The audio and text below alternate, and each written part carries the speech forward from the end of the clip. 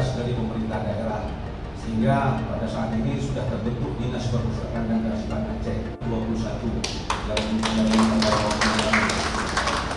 kemudian di samping itu juga kita menjadi dua provinsi yang terbaik dalam program transformasi perpustakaan berbasis inklusi sosial.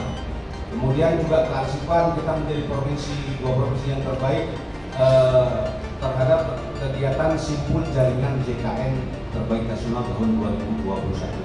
Layanan gedung perpustakaan yang meliputi layanan informasi, layanan opak, layanan pengurusan bahan pustaka, layanan aplikasi, layanan sirkulasi yaitu peminjaman dan pengembalian buku. Di sini juga ada layanan ruang baca.